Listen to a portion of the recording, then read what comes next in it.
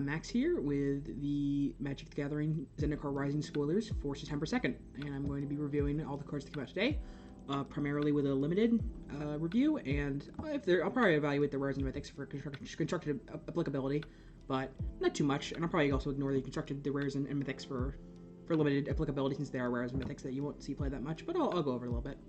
Alright, so first of all, we have this card, which unfortunately is not in English, but we can click on it here and see what it actually does. So it's another flip card. It's 1 and a white for a 1/3 that ETB gains 2 life, and it's also a cleric for party mechanics, which is a pretty good rate, pretty decent card. Not amazing, and if you didn't have this flip side, you certainly wouldn't put it in your deck very often, but having that ability and also being able to get a land if you need one is just very powerful. All these cards are just so flexible. Like, they allow you to put, whatever, 15, 14 lands in your deck, and then still be able to make your land drops almost all the time, and then in the late game, you still don't flood. So I think I'm very excited about this mechanic. And this seems like a perfectly passable card for this mechanics. Alright, and the next card we have is another one of these. It is a 4 and a blue for a, I forgot to mention. For the other mode in this card, it's a tapped white land that comes in tapped. So, again, I mean, most of the lands that are on flip side just come in tapped as basic tap lands, which is still pretty good. Like, it's obviously both modes are worth in a real card, but the flexibility of getting to choose between the two is just so nice in the late game.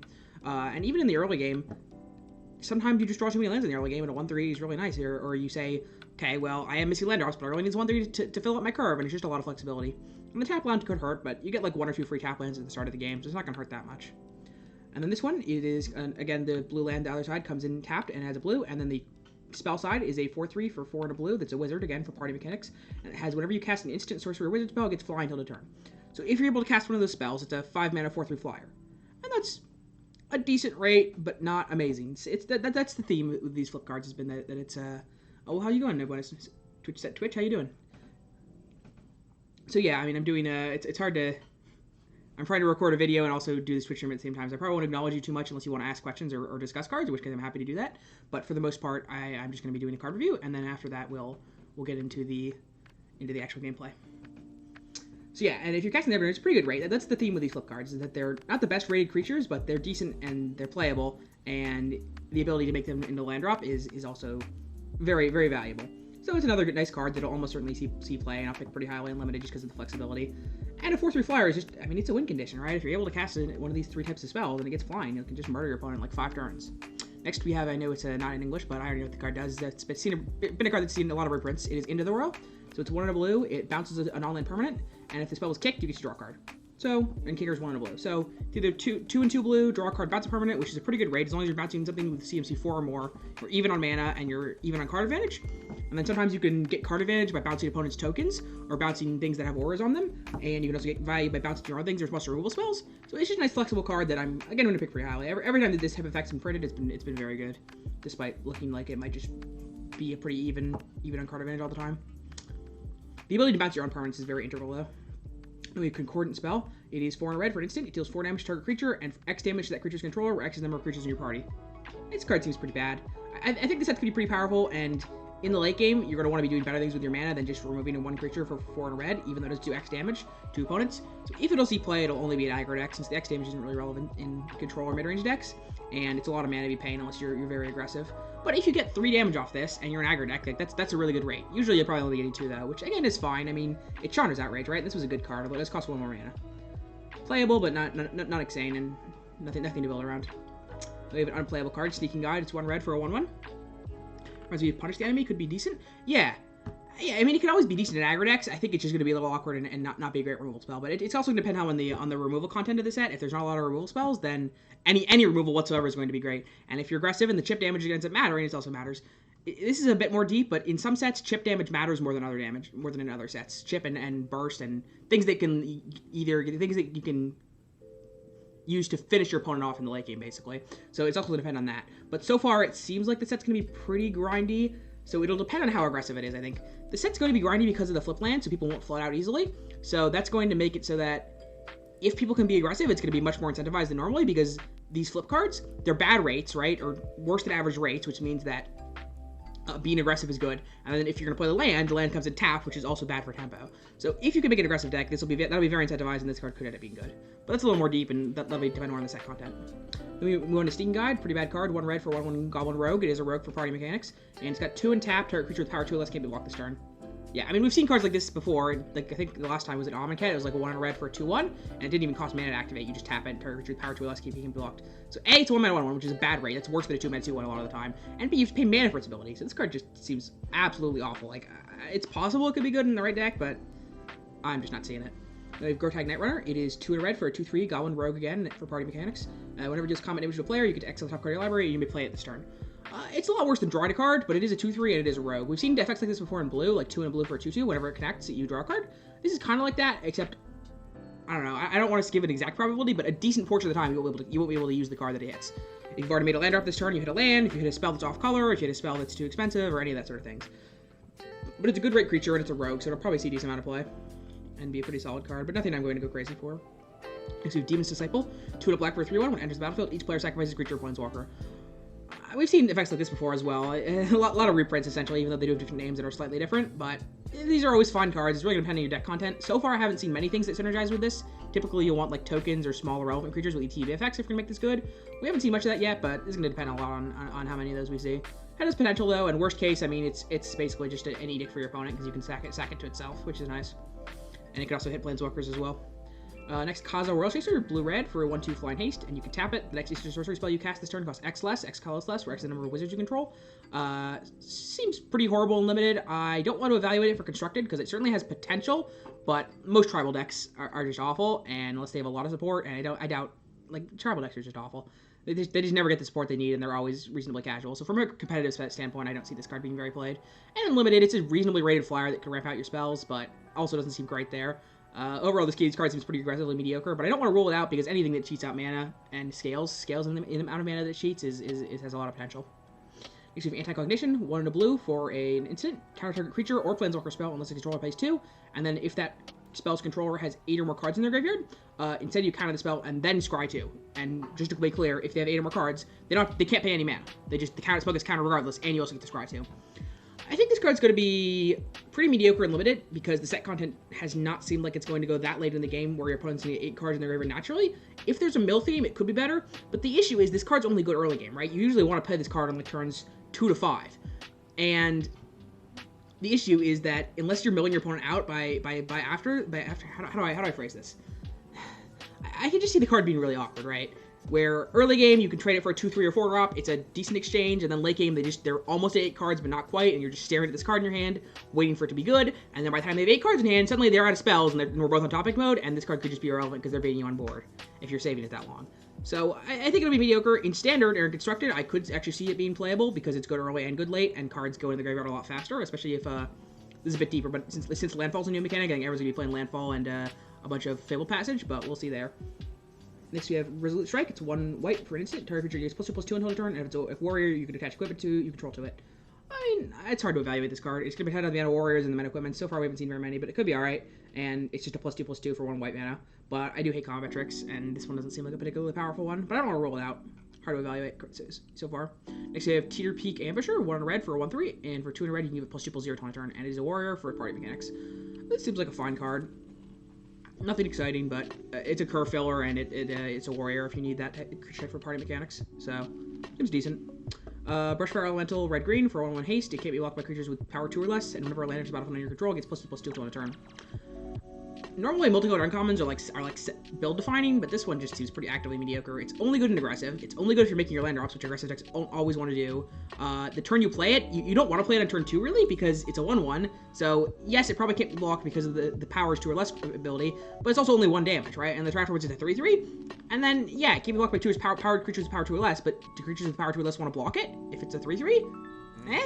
If it was a 4/4, that'd be different because you can set up double blocks, but with just a 3/3, it just seems awkward and not worth it. Perhaps if you're making multiple land drops in the same turn, I could see it, but we haven't seen much that does that in the set so far, so I'm not very impressed by this card. Next, we have Mckinney Ox. It is 4 and a white for a 4/4. In landfall, whenever a land enters the battlefield under your control, tap target creature and opponent controls. So it's a solid aggressive card, but I think as a 5-mana 4/4 that doesn't really impact the board immediately, it won't see much play. And the fact that it can only really tap creatures on your turn, it just seems a little too awkward for my taste. And if I'm going to be an aggressive deck, I don't want to be letting my opponent get to 5 or 6 mana in a set that appears to be doing very powerful things with lots of mana, and have the flexibility to have lands and spells on the same card. So, decent card, probably a decent filler, but again, I don't actively want to play it. And the other thing is that I think aggressive decks will be trying to assemble the party mechanic, so having creatures that do not have any of the creature types of the party seems pretty actively bad. Next we have Rapid Bite. We've seen this card before. 1 in a green, target creature you control deals damage equal to its power, target creature you don't control. Very good removal spell. It gets blocked by removal spells by opponents using removal spells occasionally, opposing instant removal spells, but it doesn't happen that often, and for the most part it's just a green removal spell, and green is typically not known for strong removal, and it's going to be a very good card. So, high pick, as almost always, and it's going to be good. Field Research, 2 in a blue, draw 2 cards, and if you kick it for 2 in a blue, you draw an extra card, you draw 3 cards total instead.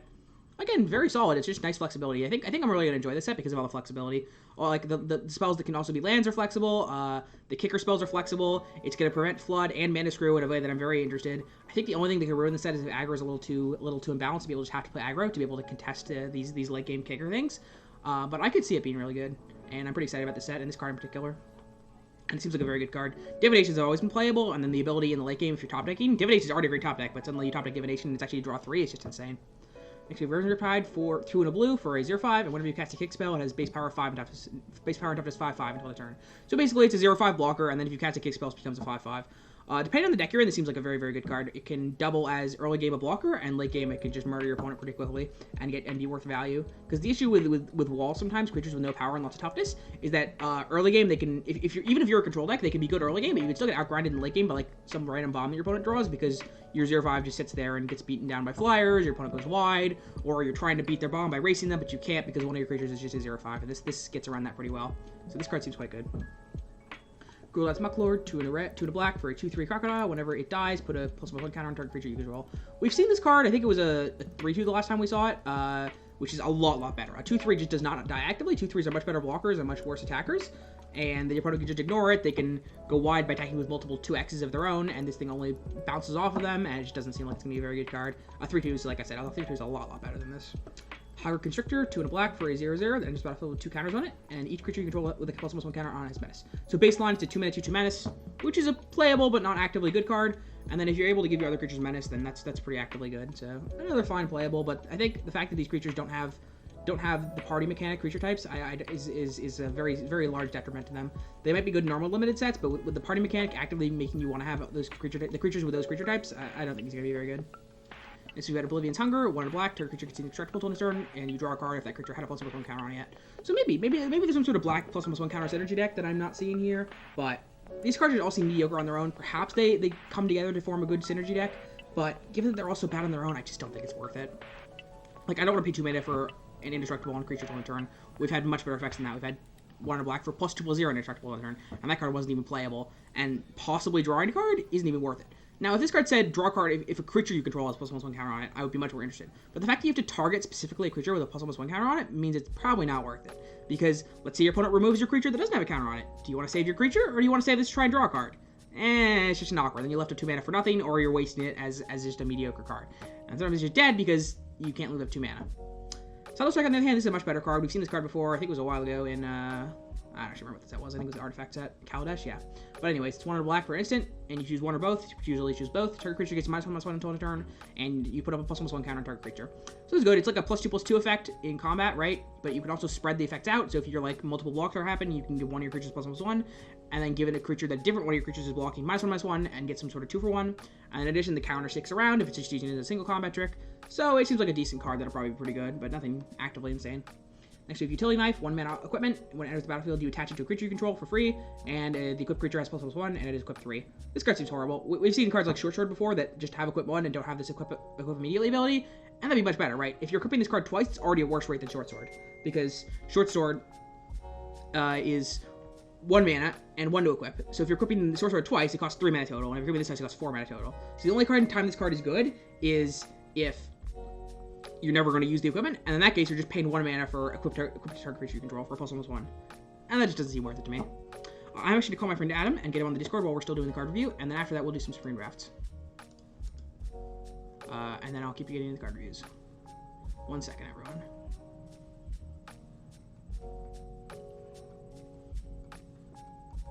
Where is he? Am I missing him? Hold on. There he is.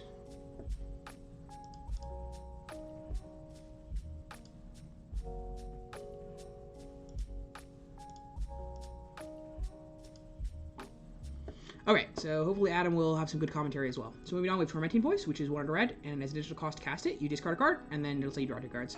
We've seen this before, and it's always been fine. I think it's going to be a lot worse in this set, because you're not going to flood as much, because all of your cards have flexibility, because they can either be lands or spells. And whereas this card, and in this set, you don't really need this as much, because you can't flood as much, and you can't get mana screwed as much. So I think this card's actually going to be pretty bad in this set, much worse than it has in other sets. Other sets doesn't make it very good either. Hey Adam, you there? Adam? I can hear you. Can you hear me? I'm just finishing up a call with my mom. 1 sec. Okay, why don't you just mute yourself? I'm still doing a card review, so just I'll mute you and you mute yourself. Oh shoot, I'm so sorry. Yeah, I got you. I'll mute myself. Alright, sorry about that, everyone. I guess if I put this on YouTube, it's gonna be a little awkward, but whatever. I don't think no one really watches my YouTube videos anyways. Alright, next we have a Balian Mythic. It is a Shia Soul of the Wild for 3 and 2 green. It is a star, where star is another lands you control, and all of your non-token creatures are forest lands and additional land type. So this card is an XX, where X is the number of creatures plus the number of lands you control, not counting tokens. It's kind of weird and hard to understand. Unfortunately, it's a Mythic, so you probably won't see it very much limited, even though it'll pretty obviously be a bomb, and in Standard, it's a 5-mana creature that dies, so probably won't be very good in either. We've seen cards before that let your creatures tap for mana, and they've been good, but I think it was a while ago, and it's hard to compare the two. This card just costs 5 mana. It's a creature. I'm not seeing play. Not seen it. Haven't seen much play in Constructed, but we'll see. I don't want to roll it out. And obviously limited. Most Mythics are bomb, including this one. Then we actually have Ardent Electromancer, 2 in red for a 3/2, and as the battlefield, you get 1 red mana for each creature in your party. So again, a minimum of 1. It's a wizard itself, which is the creature type that you want. So that's kind of nice. Unfortunately, if you play it on curve, the mana probably won't do much unless you have 2-drop. You can go like 2-drop into this card into another 2-drop. That's obviously an insane curve. So this card could be good, and I'm certainly interested in it. But it seems a little awkward because, like, if it costs 4 or 5 mana, I think it would be a lot better. But at 3 mana, you want to play it on turn 3, but you also want to save it until you have more party, because on turn 3, you could really only have a party of size 2, her and one other creature. So, interesting, but probably not going to be very good unless you're, like, super aggressive and you have a way to use the mana. Next, we have Kitesail Cleric. It is 1 white for 1/1 flyer with kicker 2 and a white. It is a cleric for party, and when it enters the battlefield, if it was kicked, you tap up to 2 other creatures. This is pretty mediocre. Both of the modes on this are pretty horrible. Flying Men is a bad card, and 4 mana for a Flying Men plus tap 2 creatures also isn't really where you want to be. So, it just doesn't seem like a very good card to me, but I don't want to roll it out, and it could be fine limited in an aggro deck. Next we have Core Blade Master, 1 and a white for 1/1 double strike, with a warrior, and it's a warrior for party. And it says other equipped warriors you have, I guess herself included, but she already has double strike. Equipped warriors you control have double strike. So we'll see if the equipment deck becomes a real deck. If it does, this card's obviously going to be very powerful. And even if you just have her and a couple of equipments, like, it's fine. You give her +2/+2, suddenly a 3/3 double strike is very good. Typically, I like to compare these to like a card without double strike. Like, she's comparable to a 2/1 without double strike, or a 2/2 even. And if you, let's say you pop a 2/2 with +2/+2, then that's a 4/4. Whereas a 3/3 double strike is a lot better. So I think she's good if you pump her, but a little worse than a 2/2 if you're not going to be able to pump her. But we've seen a decent amount of equipment so far, so maybe it'll be good.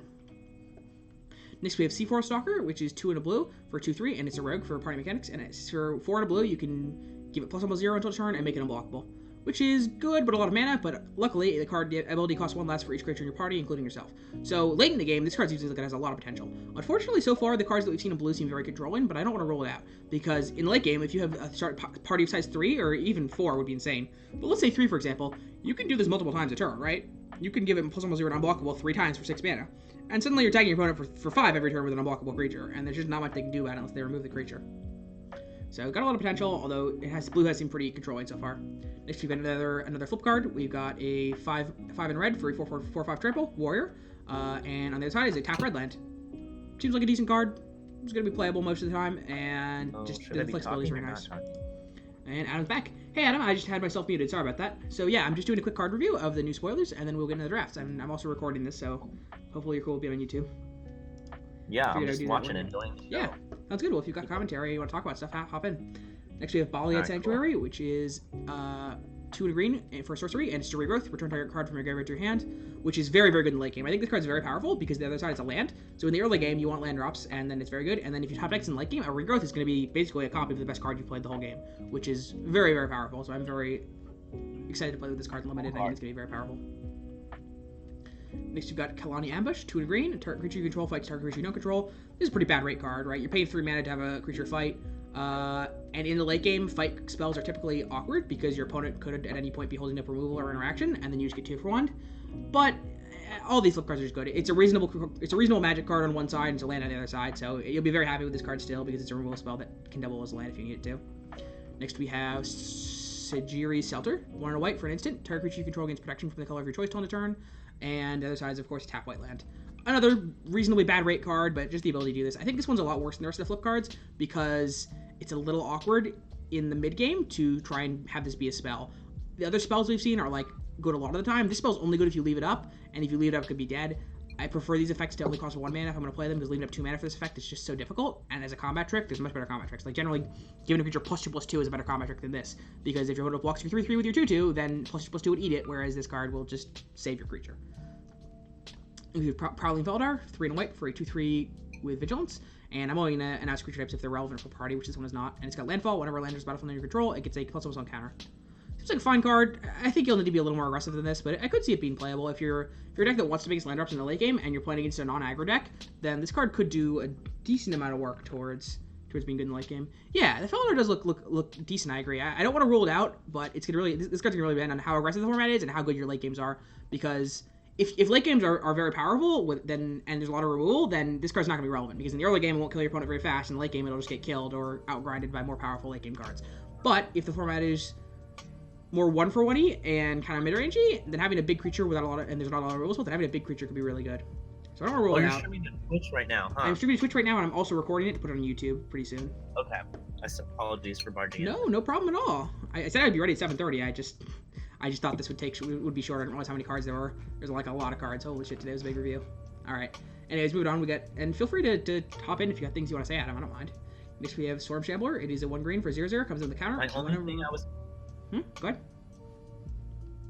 Nothing. I was gonna make a smart-ass comment earlier, and I decided maybe that didn't match your content and held back. But here I am talking. Bro, I don't care. I like smart-ass comments. It's cool. We're just chilling. I was gonna say that when you're playing the flip land cards online, you can't play with sleeves, so everybody's gonna know what's in your hand. All right. I assumed it was gonna be funny, but it's a bad joke. It's not your best work, Adam. I'll have to tell you that. All right, I'll take that as there's room for improvement. Yeah, there's definitely Please room for listen to improvement. Max's channel. It's all right though. It's funny how bad a joke it was. How about that? Yes. You can take that. You gotta laugh. So we get Storm Shambler, 1 green for 0/0. Comes in with a counter, and whenever a creature you control with the counter becomes a target of a spell or ability, or spell your opponent controls, you get a 1/1. And you tap it and put a counter itself. This card's just not good enough to be playing standard. In limited, it's going to be a good card because it's a refined card, at least because it's a 1 mana 1/1. And if you have extra mana, you can put counters on it, so it's going to be solid in the late game, and it's got a somewhat hexproofy effect, but it seems pretty mediocre even in limited. Next, we've got Thwart the Grave, 4 black, and it costs 1 less for each creature in your party, and it says return target creature card and up to 1 target Cleric, Rogue, Warrior, Wizard card from your graveyard to the battlefield. So basically return 2 cards from your graveyard to the battlefield, 2 creature cards, and one of them has to be one of the 4 party mechanics, which will probably already be in your deck if this card's in your deck. But yeah, this is a really good rate. Even without any creatures in play that discount it, 6 mana to return 2 creatures from your graveyard to the battlefield seems really, really good. Do we go for limited? Yeah. Well, Thor seems very good in limited. I actually disagree there. Thanks for the sub, Adam. I appreciate it. Of course. Yeah, to the battlefield. Yeah. No, you thought it was just to your hand. Yeah, that makes sense. No, this is a very, very good card. A lot of tempo for free and luck and value. Hopefully I'll actually get my emotes soon. I've got 3 emotes so far, but I'm waiting for the other 2 for my artists. And then I can use some emotes, which I think are pretty good. So yeah, they can be a very powerful card, even without the even without having any party mechanics to play. 6 mana to return 2 creatures from graveyard to the battlefield is very good. With even the level of stipulation, but really not much, given that your decks will probably want to play. Most of your decks will probably want to play some sort of party synergy. Next, we've got Ravager's Mace, which is 1 black-red for an equipment. It attaches itself to a creature you control for free, and then it has equipment 2 black-red, and it says equipped creature gets +1/+1 for each creature in your party and has menace. This card seems pretty mediocre. I don't want to rule it out again because party aggro decks could be a thing, and I am a little biased towards not liking aggro, but the card does not seem worth it. I think if you're an aggressive deck, you want your cards to be good on tempo, and I do want to say that the card will solo late game, right? If you're on a board stall or any sort of board stall, this card will just solo the game, right? It'll give your creature +3, +0 or whatever, and menace, and basically your opponent will have to double block with 2 real threats and lose them both, maybe. But in terms of tempo and getting race, this card is just absolutely awful.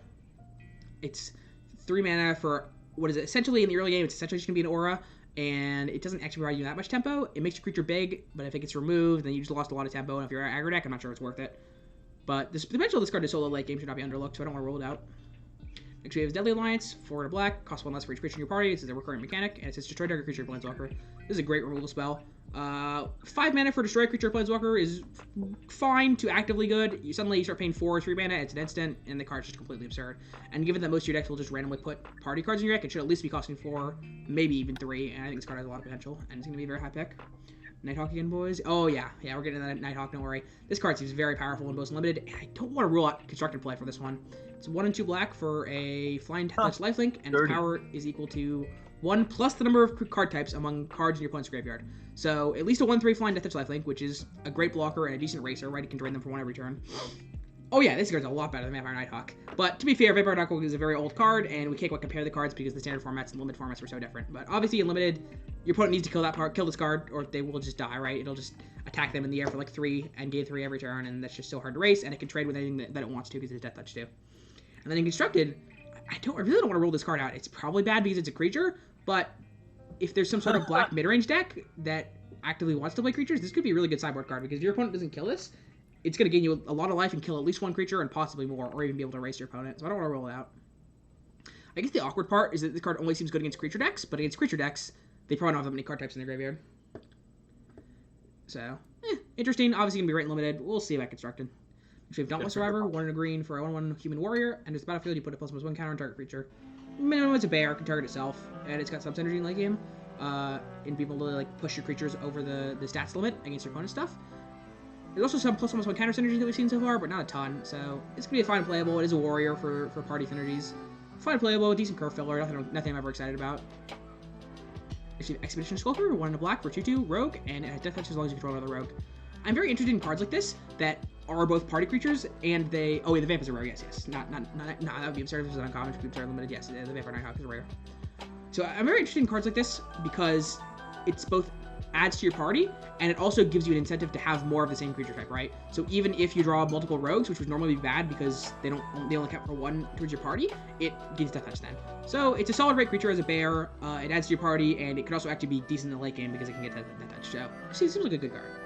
Next we have Tabarax, Hope's Demise, 2 and a black for a 2/2 flying, and it's a cleric, decent rate creature, and has lifelink as long as it has 5 or more +1/+1 counters on it, and whenever another non-token creature you control dies, it gets a +1/+1 counter, and if that creature was a cleric, then you draw a card and lose a life, if you want to. In limited, obviously this card's gonna be a complete bomb, even without any other clerics, just having whenever a creature dies, whenever a creature you control dies, it gets a counter, like, as soon as it's a 3/3 flying, that's just an absurd rate, 3 mana 3/3 flying, it's just absurd, and if it gets any bigger than that, it'll just, like, start winning games on its own. Bonkers. What'd you say? Lifelink is bonkers on this thing. And lifelink would also be bonkers if you get to there, but usually if it's a 7/7 flyer, it'll probably be enough, but the lifelink just pushes over the edge. In constructed, though, it's just not a good enough card. I don't really want to elaborate too much, but it's a synergy card that needs clerics to be good. Typically, tribal stuff is horrible, and the creature on its own without clerics is just not worth it, I don't think. Even with clerics, like, you need the creatures to actually die, and if your opponent is playing removal spells, then they can just kill this thing first before killing your other creatures, if they even want to kill it. Next up we got Umar Mystic. It's 1 blue-red for a 1/3 flying wizard for party mechanics, and whenever you cast an instant sorcery or wizard spell, it gets +0/+0 until turn. So it seems like blue-red is the wizard synergy. We've seen a lot of uncommons that like gain buffs or whatever whenever you cast a wizard spell, and this seems like a very, very good one because, again, like I was talking about this card, 3 mana 3/3 flyers are very good, and if you cast multiple instant sorceries in the same turn, this card's just going to be like a huge, huge hitter. So it seems like a very good card, and a very, very powerful. Uncommon, We Dragonaut? Yeah, it's just strictly better than We Dragonaut because it also triggers off some creatures, and also it helps party. Yeah. I was thinking it myself when I was looking at the spoilers earlier. Next we have Maul of the Sky Flames. It is 2 and a white for an equipment. When it enters the battlefield, you attach for free. That's the theme of the equipments in the set. It's rare, and it has whenever equipped creature gets +2/+2, flying, and first strike. So this card's absurd. Even just as an aura, paying 3 mana to give a creature +2/+2, flying, and first strike, if they don't kill that creature, they lose the game. You can't attack into it, and it's very hard to erase a creature like that. It's so large, it has flying and evasion. And then the fact that you can do this to multiple creatures if they are able to kill your first creatures is just absurd. The only real way to beat this card is like kill the first 8 equips and then maybe tempo your opponent out, but it seems very, very difficult to beat in the late game. I think this card's gonna be a huge limited bomb. In terms of constructed, I actually could see it being playable in the right like equipment deck, and there is some decent equipment stuff. I keep saying, oh, it's a tribal deck or it's a synergy deck, it probably won't be playable in constructed, but there's some pretty high power creep equipment stuff, but I really don't see it seen playing constructed. Next we have, I don't know what the name of this card is, I will just tell you what it does. It's a tap red land, or it's deal 1 damage to target creature planeswalker, and exile it if it dies this turn. Now this card I don't like that very much. I mean, it's still great because it's just better, it's like almost strictly better than a mountain, because it can either be a mountain or a decent spell, but the issue is, it's only good in the early game. Both, like, lands are only really good in the early game, and the spell's only really good in the early game. Like, late game, you don't really want to be paying 1 mana for 1 card, or for 1 damage. Next, we've got, I don't actually remember what this one does. I believe it comes in tapped as a black land, or you can pay 6 mana to your opponent loses 4 life, and you gain 4 life. This is a decent one. Not very good, but decent. In the right deck, it could be good, like an Aggro House Tempo deck that wants to race, because it can be a land early if you need it, and in the late game, this is actually a relevant spell. But in any sort of control deck, I don't think it'd be relevant, because you never want to pay 6 mana to drain your opponent for 4. But it could be very good in some sort of black tempo / mid-range deck. We're almost done, guys, I promise. Only 6 more cards. Next, we have this card, which is, I can't remember what it does. It's 1 mana for an instant. Choose target attacking or blocking creature, and it deals damage equal to the amount of your party size. Sorry. It does damage equal to twice the number of creatures you have in your party. This card's actually quite good. Like, as soon as you have 2 party members, it's 1 mana for 4 damage to attacking or blocking creature. And that's just a great rate. So this card's gonna be very, very good as long as you're doing any sort of party things. And even 1 mana for 2 damage, like, that's been a playable common before in, like, Ixalan or whatever. So this card's very, very powerful. As long as you're doing anything relating to party. Next, we have Coraline Chronicler, a rare, 2 to blue for 2/2. Whenever you cast a kick spell, you get to loot, draw a card, and discard a card, and when it enters the battlefield, you can look at the top 5 cards of your library, and reveal a card with the kicker ability from among them and put it in your hand. This is just not going to be playable in Constructed, and Unlimited seems pretty mediocre. You have to actively be playing kicker cards for it to be good, and if you just don't want to be doing that in Constructed, it just doesn't quite seem good enough to be worth it. In Limited, however, if you're playing like any number of kicker cards, it could be fine. The issue is, if you don't hit a kicker card, this card just doesn't seem worth it. You're paying 3 mana for 2/2, and if you don't draw a card off it, it might loot once or twice, but is that really worth it? No. And if you do draw a card, it's obviously above average, but the risk accompanied with not drawing the card off it just seems too high. Next, we've got Rolling Vortex. It is 1 in red for enchantment. At the beginning of each player's upkeep, it deals 1 damage to them. Whenever a player casts a spell, if no mana is spent to cast that spell, then it deals 5 damage to that player, and for red, your opponent's taking a lift this turn. Obviously, this is not meant to be a limited card. It's supposed to be some constructed hate card in a format where you're playing an aggressive deck and you don't want your opponent to gain life. And it could also be a hate card against combo decks that are trying to cast 0 mana cards multiple times. I think there's a deck like that in Historic with Kethis, so maybe that's supposed to be a hate card for there. It seems somewhat interesting for those formats, but I don't really know how to evaluate it. I'm not going to go too deep into it. It could certainly be a nice sideboard card, maybe even main deck, but I don't think so. A lot worse than Sulfuric Vortex. Next, we have Soulsider, which is 2 in black. It's an instant. Each opponent sacrifices a creature or planeswalker with the highest converted mana cost among creatures and planeswalkers they control.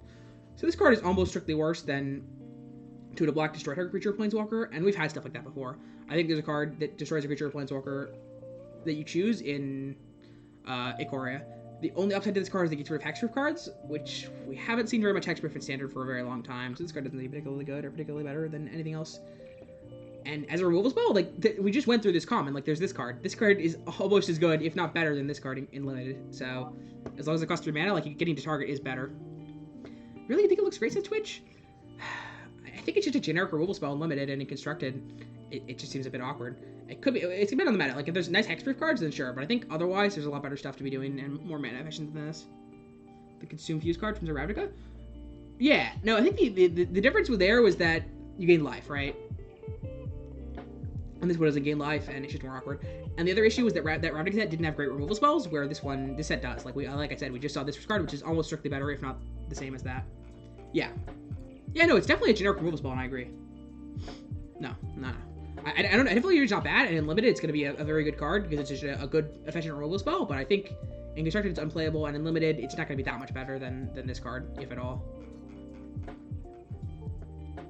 And finally, or almost finally, penultimately, we have this card. It is 1 green for 1 that taps for mana, or it could be a tap land that taps for green.